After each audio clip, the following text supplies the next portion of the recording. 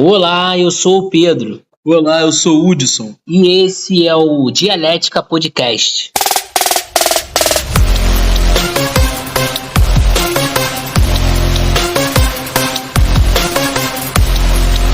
E para começar, meus caros ouvintes, não se esqueçam, se inscrevam no nosso canal, no YouTube, me segue nas redes sociais, vai estar tudo descrito aí embaixo dos vídeos. E vamos para mais um episódio. Pois é, nossos caros ouvintes, nossa primeira notícia de hoje são as mudanças que vêm acontecendo no mercado internacional e as mudanças da geopolítica. Em primeira análise, nós temos hoje um medo da indústria brasileira com uma inundação, entre aspas, de produtos chineses no Brasil. Essa preocupação vem da disputa tarifária que vem acontecendo entre os Estados Unidos e a China, e aí as soluções que a China encontra para burlar essas tarifas. Pois é, Hudson, o que nós temos em discussão dentro desse tema para essa semana? Tem essa questão da preocupação da indústria brasileira com isso, mas também tem um favorecimento da própria indústria brasileira, principalmente no setor de agrícola, né? Que, tendo em vista essas grandes tarifas que vêm acontecendo entre Estados Unidos e a China, o Brasil se tornou o maior parceiro comercial na parte do setor agrícola da China. Cerca de 24% das importações agrícolas da China, quem fornece é o setor brasileiro. Pois é, e além disso, eu acredito também que a própria indústria brasileira ela tem que se acostumar com a realidade de já ter a presença em solo brasileiro da China. Como você falou, é o nosso principal parceiro comercial. Porém, além disso, a China também ela tem uma potência de fabricação industrial no Brasil, com a fábrica da B&G, por exemplo, que se localiza na Bahia, no município de Camaçari, que antes era um complexo industrial automotivo da Ford e hoje é da B&G. Então essa produção industrial chinesa já é uma realidade aqui dentro do nosso solo brasileiro. É muito interessante essa questão mesmo, porque nós vemos que a própria Embraer também está sendo solicitada pelo governo chinês para a compra de aeronaves e de todos os tipos. Só para contextualizar aqui o nosso caro ouvinte, isso porque a Boeing, que é uma empresa aérea norte-americana, vem sendo taxada pelos chineses, certo? Certo. E, inclusive, a China proibiu a compra de milhares de aeronaves da Boeing. E por isso começou esse contato com a Embraer, para a Embraer tomar esse espaço e passar a fornecer aeronaves para a indústria chinesa. Então você vê que há uma mudança dentro do cenário geoeconômico internacional e o Brasil ele tem que se movimentar para entender aonde que vai se colocar nesse novo tabuleiro. E seria muito interessante essa troca tecnológica, né? Como você citou, da própria fábrica da B&G, ter essas trocas, a gente trocar patentes, trocar tecnologia, trocar conhecimento com os chineses, a gente só tem a crescer também. Um detalhe é que essa fábrica da B&G na Bahia, em Camaçari, ela produz carro elétrico e carro híbrido, ou seja, a ponta da tecnologia. E você não imagina o bom que fosse uma empresa automobilística brasileira produzindo carros no Brasil, carros populares, acessíveis para a própria classe trabalhadora. Com tecnologia de ponta. Com tecnologia de carros elétricos, que é o que mais tem de... É uma das frentes tecnológicas do mundo, né? Então o Brasil, eu acho que tem uma oportunidade, precisa se movimentar frente a isso. Um próximo tema dentro do cenário internacional foram as eleições que aconteceram no Equador, que teve a reeleição do presidente Daniel Noboa, com cerca de 55% dos votos.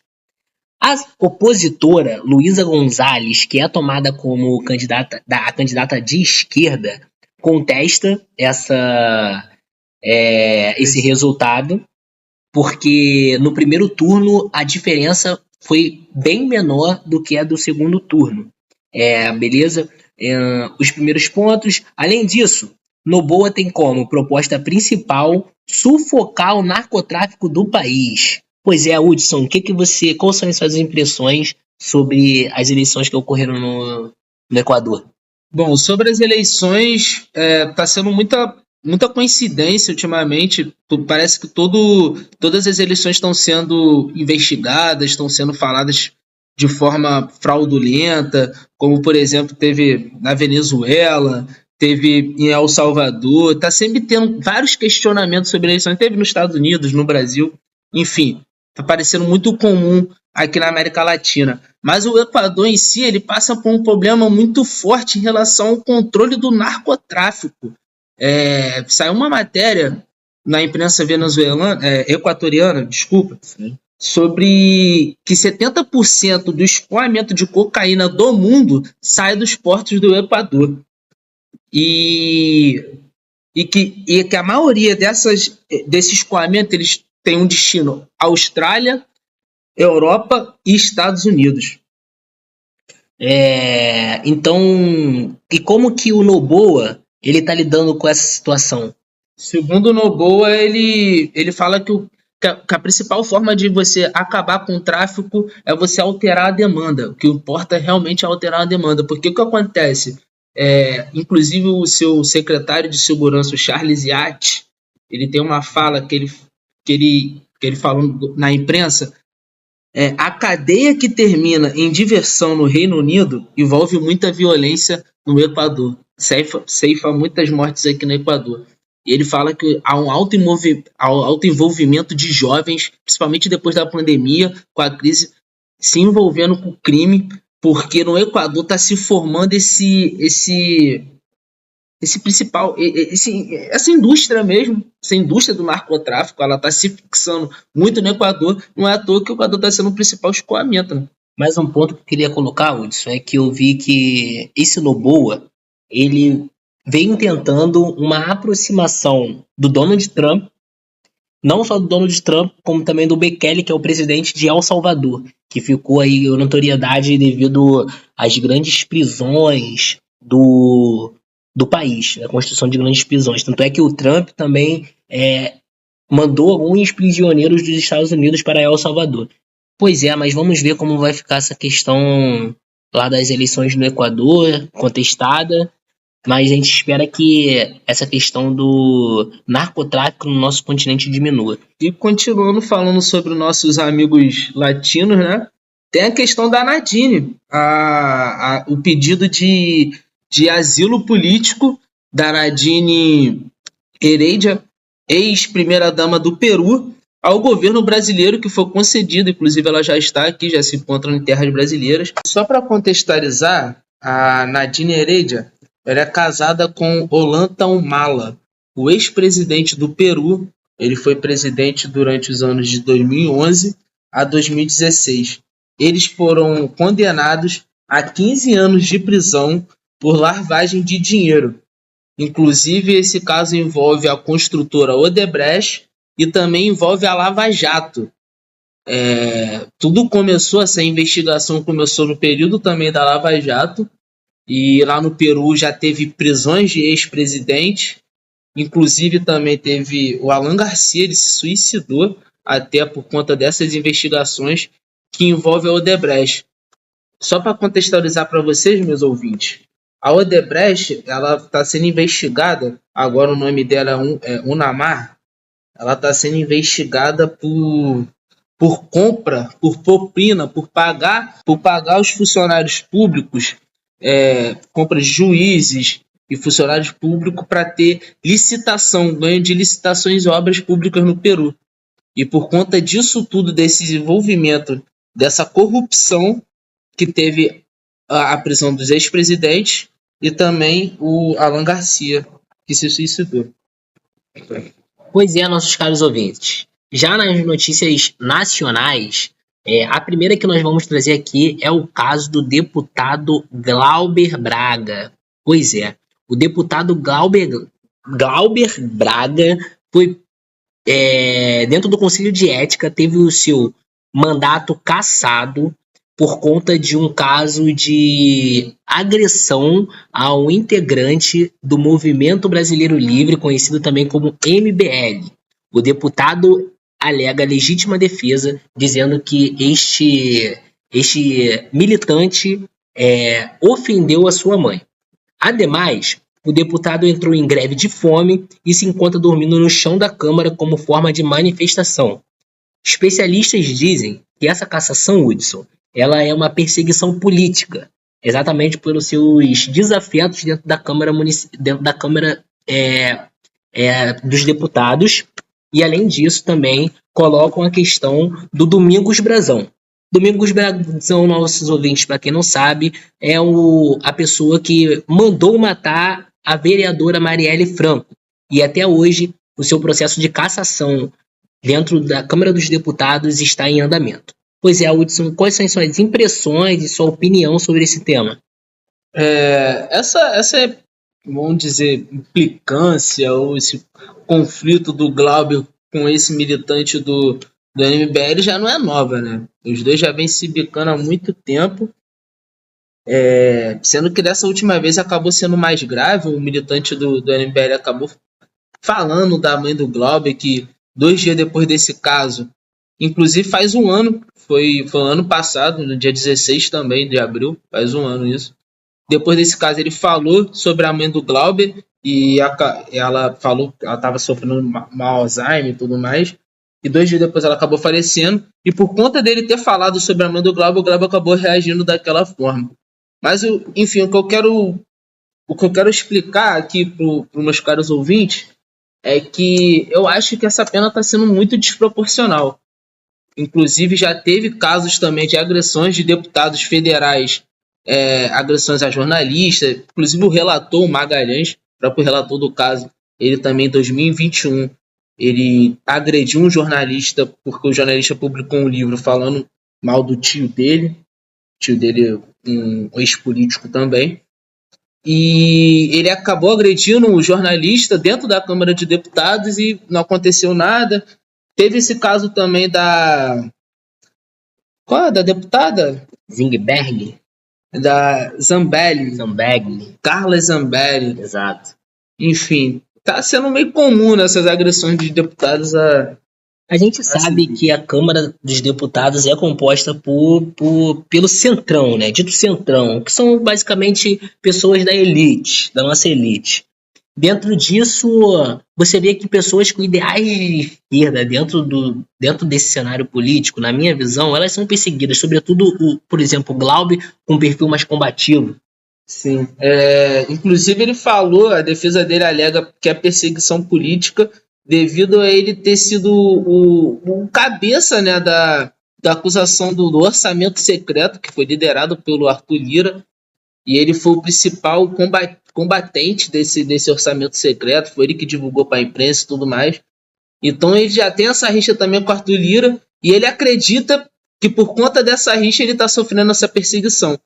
E, querendo ou não, é pra gente contextualizar mesmo, porque foi resolvido de uma maneira muito rápida, foi menos de um ano. Esse próprio relator também, que está atuante no caso, tem esse envolvimento também de agressão. Enfim, de fato há uma perseguição a candidatos de esquerda dentro do Rio de Janeiro. Pois é, nossos caros ouvintes, queria pedir para vocês se inscreverem no nosso canal no YouTube, no Spotify, nas plataformas de streaming, nas nossas redes sociais. Não esqueça de deixar o like e comentar. Nosso próximo tema é um tema que entrou na mídia há pouco tempo, polêmico, que envolve o jogador do Flamengo, Bruno Henrique, e a sua relação com apostas. Bom, só para explicar para vocês, meus ouvintes, o Bruno Henrique, em 2023, ele está sendo acusado de beneficiar apostadores, sua cunhada e seu irmão também, de beneficiar apostadores porque ele teria forçado um cartão amarelo na partida do Flamengo contra o Santos em 2023. E agora acabou de ser divulgado aí na imprensa o laudo as provas da casa de apostas e tudo mais, com mensagem do Bruno Henrique, falando com o irmão, falando com a cunhada, enfim, é uma coisa. Um ponto que eu queria colocar é que essa investigação ela foi feita pela Polícia Federal. E um dos pontos que vem sendo colocado aí na grande mídia é que o Bruno Henrique ele pode ser acusado ou processado tanto pela justiça esportiva quanto pela justiça normal. Ou seja, esse caso pode dar até mesmo cadeia para o jogador.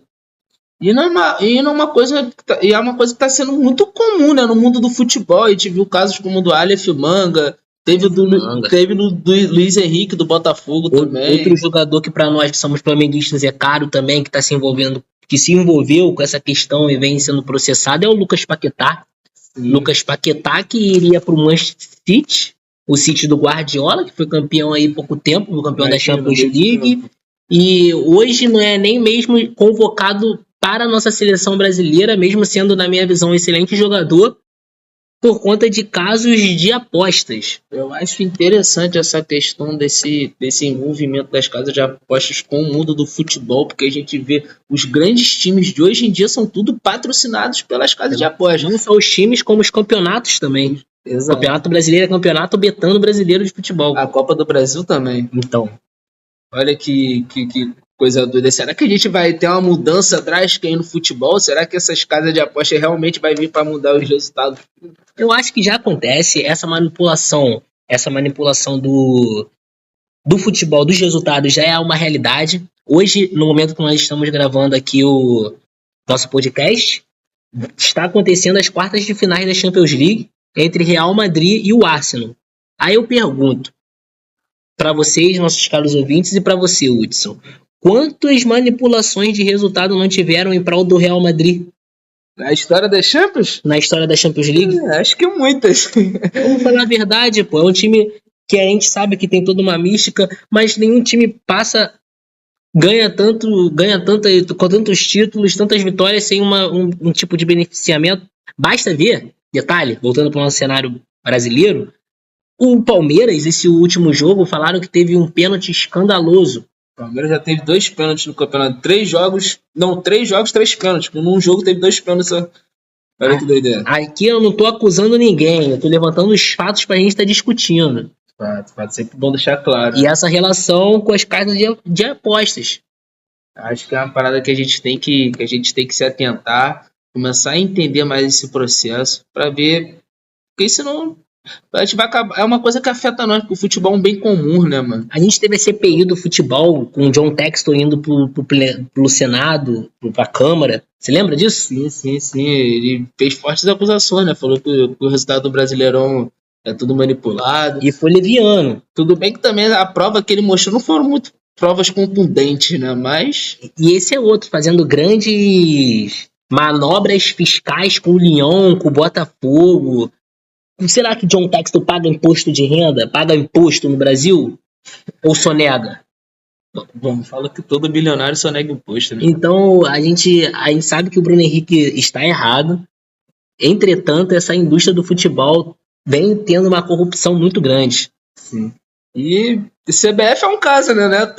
Meus caros não me discutem o episódio passado que a gente estava falando sobre a CBF, que também há vários casos de corrupção dentro da CBF. Pois é, nossos caros ouvintes do Dialética Podcast. A próxima notícia é uma notícia regional daqui do Rio de Janeiro. No dia 15/4, na terça-feira, ocorreu uma operação na cidade de Copacabana, no Rio de Janeiro, no Morro dos Tabajaras. Essa operação ela visava prender os suspeitos a tirarem a vida de um policial civil com o nome de João Pedro Marchini. Pois é, Hudson. E quais foram os resultados dessa operação? Foram 5 presos, não, 5 mortos, dois foram presos. Essa investigação ela decorre do fato de que o carro usado para o assassinato do policial civil tenha sido mandado lá dessa comunidade, do Tabajara, tenha vindo de lá, e por isso que deflagrou essa operação aí, em busca de, sei lá, uma vingança, né? Uhum. Pela morte do policial. Operação essa que parou a Zona Sul, né? Pois é, para quem não é do Rio de Janeiro, como que funciona o Morro dos Tabajaras? Morro do Tabajás ele fica na Zona Sul. Zona Sul do Rio de Janeiro é uma região turística, devido às praias. E ele fica entre dois famosos bairros, que é o bairro de Botafogo e o bairro de Copacabana. Dentro dessa operação, devido ao tiroteio, a pista dentro da Zona Sul ela teve que ser interditada, não é mesmo, Lúcio? Sim, se teve que ser interditada, ficou muito tempo, diversas escolas, porque essa operação começou 10 horas da manhã, ou seja, então era horário escolar, então várias crianças ficaram presas dentro das escolas, moradores também ficaram presos dentro de casa, enfim, foi uma mega operação mesmo, com envolvimento de helicópteros, de blindados, foi mais um dia comum no Rio de Janeiro. Um dia comum. E para finalizar, houve morte do que a polícia convenhou chamar de suspeitos, né? 5 suspeitos foram mortos dentro dessa operação. E esse foi, galera, mais um episódio aí do Dialética Podcast. Não se esqueçam, mais uma vez reforçando, não se esqueçam de se inscrever no nosso canal, de nos seguir nas redes sociais, de acompanhar o nosso trabalho. A gente vai vir aí com bastante novidade, com bastante trabalho para vocês, tá? Então, continue acompanhando o nosso trabalho e vamos para mais uma semana. Boa Páscoa, né? Boa Páscoa, bom feriado. Chegando um feriado aí, boa Páscoa para vocês, muita saúde para a família e vamos para cima.